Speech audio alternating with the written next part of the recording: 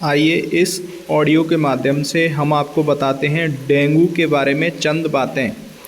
Dengue एक संक्रामक रोग है जिसका संक्रमण एक मच्छर के काटने से होता है। इस मच्छर को एडिस एजिप्टी या टाइगर मॉस्किटो के नाम से जाना जाता है। टाइगर मच्छर इसलिए क्योंकि इस मच्छर के काले शरीर पर सफ़ेद धारियाँ होती हैं। यह मच्छर दिन में काटता है। यह मच्छर अक्सर मानव आबादी के आसपास पानी के कृत्रिम स्रोतों और अन्य जगहों जैसे टीन, टूटी बोतलों, गमलों, नारियल के खोपलों, मिट्टी के टूटे बर्तनों, पेड़ों के खोखले तनों और कूलरों, पानी की टंकी, पक्षियों के लिए रखे पानी के बर्तन आदि में अर्थात कबाड़ वगैरह जो पड़ा रहता है उसमें इकट्ठे हुए साफ पानी में यह पनपता है। यह मच्छर लंबी दूरी की उड़ान भी नहीं भरता, इसलिए आपको कहीं भी पानी को नहीं जमने देना है, ना ही अधिक समय तक उसे भरने देना है। अपने स्रोत से अधिक 100 मीटर से ज़्यादा नहीं जाता है यह मच्छर। अगर हम अपने आसपास के 300 से 400 मीटर के क्षेत्र से मच्छरों के पनपने के स्थान हटा दें तो यह मच्छर हमें हानि नहीं पहुंचा सकता। जब यह मच्छर किसी डेंगू पीड़ित इंसान को काटता है तो इसके अंदर डेंगू का वायरस चला जाता है और यह वायरस से संक्रमित हो जाता है। फिर यही मच्छर किसी स्वस्थ इंसान को काटता है तो यह वायरस उस स्वस्थ इंसान के अंदर जाकर उसे बीमार कर देता है। एक बार मच्छर वायरस से संक्रमित हो गया तो यह जब तक जीवित रहता है तब तक संक्रमित रहता है और डेंगू फैलाता रहता है। यह मच्छर 16 से 30 डिग्री सेल्सियस के तापमान में सबसे अधिक पनपता है, यानी साल के इन्हीं दिनों में जब तापमान मध्यम रहता है। डेंगू के 3 रूप होते हैं, एक डेंगू बुखार, दूसरा डेंगू हेमरेजिक बुखार, तीसरा डेंगू शॉक सिंड्रोम। इसके अलावा वायरस से संक्रमित लोगों की सबसे बड़ी संख्या किसी भी तरह के लक्षण से मुक्ति होती है, अर्थात अधिकतर लोगों में यह संक्रमण बहुत हल्का होता है। फिर उससे कम लोगों में डेंगू बुखार होता है और उससे कम लोगों में डेंगू हेमरेजिक बुखार और सबसे कम लोगों में डेंगू शॉक सिंड्रोम पनपता है। इन सब में सबसे खतरनाक होता है डेंगू शॉक सिंड्रोम, जो 2 से 4% संक्रमित लोगों में ही होता है। इस बीमारी से सबसे अधिक प्रभावित होते हैं मोटे लोग, वृद्ध, नवजात शिशु और गर्भवती महिलाएं, पेट में अल्सर वाले रोगी, फिर मासिक धर्म के दौरान महिलाएं जिनको खून बहने संबंधी कोई बीमारी हो, जन्मजात हृदय रोग हो, डायबिटीज़, हाइपरटेंशन, दमा, हृदय रोग, किडनी की लंबी बीमारी, लीवर सिरोसिस हो या फिर व्यक्ति स्टेरॉयड या दर्द निवारक दवाएं ले रहा हो। इस बीमारी के लक्षण क्या क्या होते हैं आइए अब आपको हम बताते हैं। सबसे पहले तो किसी भी अन्य वायरस के संक्रमण जैसा वायरल बुखार आपको होगा, साथ में शरीर पर लाल निशान भी हो सकते हैं, नाक बहना, गले में और पेट में परेशानी हो सकती है। क्लासिकीय डेंगू बुखार सभी उम्र के स्त्री पुरुषों में हो सकता है। बच्चों में इसकी गंभीरता कुछ कम होती है। एकदम से कपकपी के साथ तेज बुखार होगा, तेज सर दर्द होगा, मांसपेशियों और जोड़ों में इतना तीखा दर्द होता है कि शरीर को हिलाना मुश्किल हो जाता है। 24 घंटे के अंदर आँखों के पीछे दर्द शुरू हो जाता है और तेज रोशनी से परेशानी होने लगती है।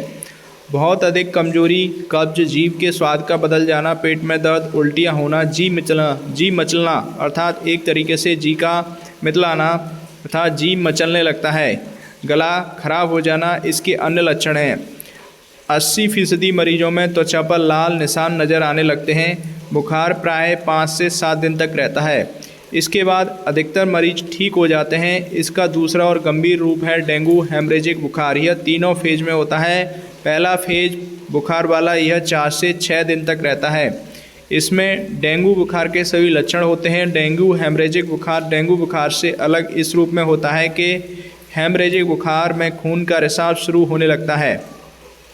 दूसरा फेज होता है क्रिटिकल फेज। इसमें शरीर का तापमान कम हो जाता है लेकिन प्लेटलेट्स कम होने से खून का रिसाव बढ़ता रहता है। खून का रिसाव चमड़ी के नीचे या शरीर के किसी और हिस्से जैसे नाक, मुँह, मसूड़ों आदि से भी हो सकता है। ज़्यादा खून का रिसाव होने पर ब्लड प्रेशर कम होता जाता है, नब्ज तेज चलने लगती है। इसके अलावा फेफड़ों तथा पेट में पानी भरने लगता है, लिवर का आकार बढ़ जाता है। इसके बाद अगर मरीज बच जाता है तो फिर वह रिकवरी फेज में जाकर ठीक होने लगता है। डेंगू गंभीर रूप धारण तब कर लेता है जब या तो बहुत ज़्यादा खून का रिसाव होने से ब्लड प्रेशर इतना कम हो जाए कि मरीज शॉक में चला जाए, या फिर शरीर के अंदरूनी अंग काम करना बंद करने लग जाएं। ऐसे में मरीज का बचना बहुत मुश्किल हो जाता है। अब सवाल यह उठता है कि डेंगू में प्लाज्मा और खून का रिसाव क्यों होता है। इसका कारण है कि डेंगू के दौरान शरीर में खून का थक्का बनाने वाले बीमाणुओं यानी प्लेटलेट्स की मात्रा कम होने लगती है। जैसे कि आप सभी ने अक्सर देखा है और सुना है कि प्लेटलेट्स डाउन हो जाती हैं। प्लेटलेट्स का नाम आने पर अब यहाँ एक समस्या उत्पन्न हो जाती है। इससे संबंधित अफवाहें बहुत उड़ती हैं, जिनमें कुछ डॉक्टर भी लोगों को गलत जानकारी देते हैं कि प्लेटलेट्स कम हो गए हैं तो खतरा है, लेकिन असल में होता क्या है। होता यह है कि प्लेटलेट्स किसी जगह चोट लगने पर खून का बहना रोकते हैं। अगर इनकी संख्या कम हो जाए तो खून का बहना रुकेगा नहीं या फिर देर से रुकेगा। ज़्यादा खून बहने या फिर प्लाज्मा निकल जाने से ब्लड प्रेशर कम हो जाता है और मरीज़ शॉक में चला जाता है, फिर बेहोशी आ जाती है और इलाज नहीं मिला तो मरीज़ की मौत भी हो सकती है। अब सवाल यह है कि कितने प्लेटलेट्स कम होने पर हम खतरा मानेंगे। आमतौर पर किसी व्यक्ति में प्लेटलेट्स की संख्या 1.5 लाख से 4.5 लाख प्रति माइक्रोलीटर होती है, लेकिन अगर यह 1.5 लाख से कम होकर 5 लाख तक भी आ जाए तो 50,000 तक भी आ जाए तो भी घबराने की बात नहीं होगी। अगर 50,000 से कम होकर 25,000 तक भी कम हो जाए तब भी मरीज को कुछ दिन निगरानी में रखने से ठीक हो जाता है। अगर प्लेटलेट्स 25,000 से कम हो जाएं तब हम कहते हैं कि अब बहुत खतरा है और मरीज को अस्पताल में भर्ती करने की ज़रूरत है। अगर प्लेटलेट्स 15,000 से भी कम हो जाए तो रक्त चढ़ाने की ज़रूरत पड़ सकती है। तो समस्या यह प्लेटलेट्स की कमी नहीं है, बल्कि इसकी बहुत अधिक कमी की वजह से खून का रिसाव होना है। सबसे बड़ा खतरा जो डेंगू में आ सकता है वह है ब्लड प्रेशर का इतना कम हो जाना कि मरीज की जान को खतरा हो जाए। यहाँ एक बात और ध्यान में आप सभी को रखनी चाहिए कि प्लेटलेट्स सिर्फ डेंगू में कम नहीं होते।